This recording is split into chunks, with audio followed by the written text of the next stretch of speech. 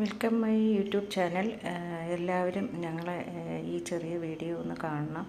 എല്ലാവരും ഒന്ന് സബ്സ്ക്രൈബ് ചെയ്യണം, ഒന്ന് കമൻറ്റ് ചെയ്യണം. എന്തെങ്കിലും അഭിപ്രായങ്ങളൊക്കെ ഉണ്ടെങ്കിൽ ഒന്ന് ഞങ്ങളെ അറിയിക്കണം.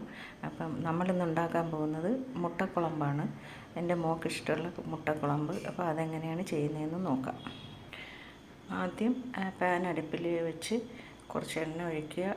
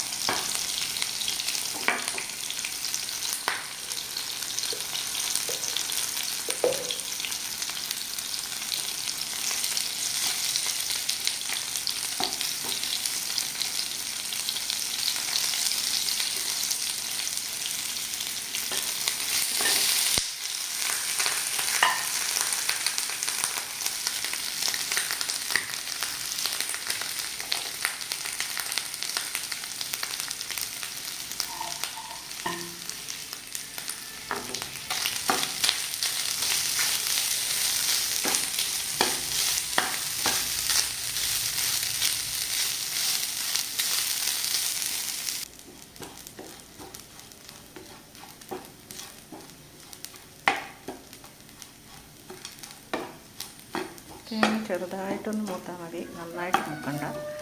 അതിനുശേഷം നമുക്ക് പൊടിയിലിടാം. മുളക് പൊടി, മഞ്ഞൾപ്പൊടി, മല്ലിപ്പൊടി, കുറച്ച് ഗരം മസാല,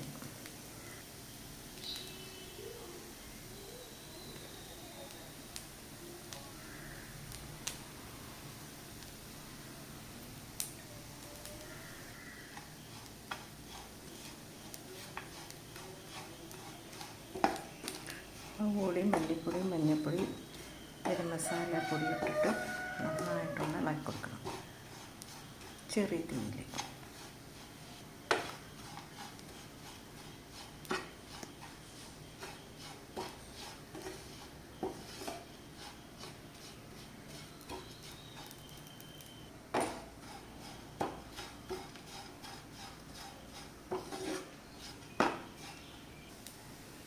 ഇപ്പം ഈ പൊടികളെല്ലാം നന്നായിട്ട് മൂത്തിട്ടുണ്ട്. തേങ്ങയും ആവശ്യത്തിന് മൂത്തു. ഇനി നമുക്ക് തീ ഓഫ് ചെയ്തതിന് ശേഷം ഒന്ന് തണുക്കാൻ വയ്ക്കാം. അതിന് ശേഷം ഇത് നന്നായിട്ട് നമുക്ക് അരച്ചെടുക്കണം. ഇനി നമ്മൾ ഒരു പാത്രം വെച്ച് കുറച്ച് എണ്ണ ഒഴിച്ച്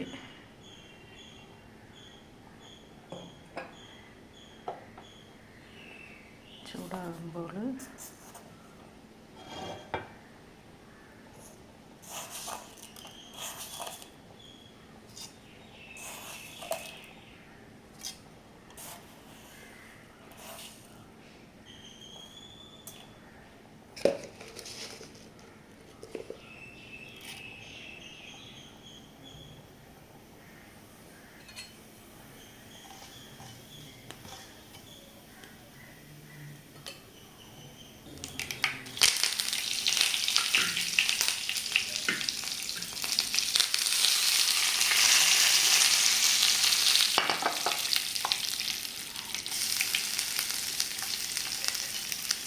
ഇഞ്ചി വെളുത്തുള്ളി ചതച്ച് വെച്ച് നന്നായിട്ട് ഇട്ടതിന് ശേഷം സവാള, പച്ചമുളക് ചെറുതായിട്ട് വെക്കണം.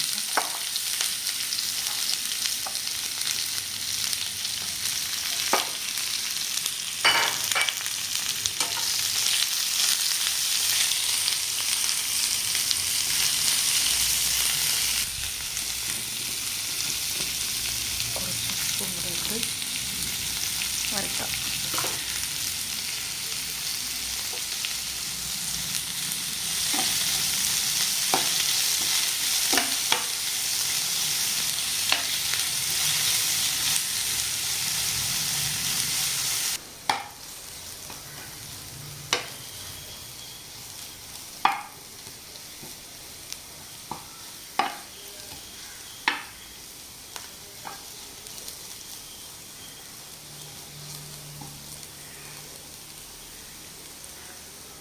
സവാള നല്ല വഴണ്ടു വാടി ചുമന്ന് വന്നു. ഇനി നമുക്ക് അരച്ച് വെച്ചിരിക്കുന്ന ആ കൂട്ട് ഇതിലോട്ടിട്ട് കൊടുക്കാം.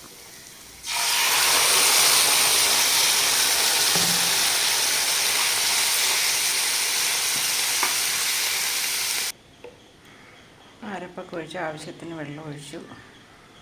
ഇനി ഉപ്പൊക്കെ ഉണ്ടാകുന്ന നോക്കിയിട്ട് ആവശ്യത്തിന് ഉപ്പ് വേണമെങ്കിൽ കുറച്ചുകൂടി ഇട്ട് കൊടുക്കുക.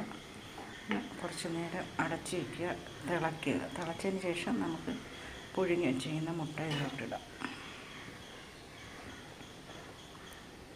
കുറച്ച് ഉപ്പും കൂടെ വേണം.